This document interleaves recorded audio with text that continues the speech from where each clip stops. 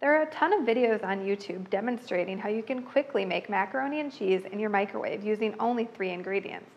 Equipped with milk, elbow macaroni, and shredded cheddar cheese, we set out to try the simple recipe to see if it is as easy and tasty as it sounds.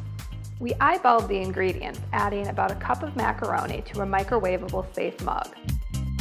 We filled it with water so the macaroni was covered and put it in the microwave for 2 minutes. After 2 minutes, we took it out and stirred it,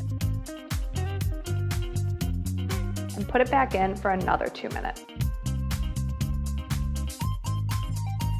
After cooking the macaroni for 4 minutes, we checked to make sure it was properly done. And then we added a touch of milk and a handful of cheese. We stirred it really well and put it back in the microwave for another 30 seconds. We then stirred the macaroni to make sure the cheese was fully melted before digging in and testing our creation. We were pleasantly surprised by the taste, but we both agreed it needed some salt and pepper and a bit more cheese.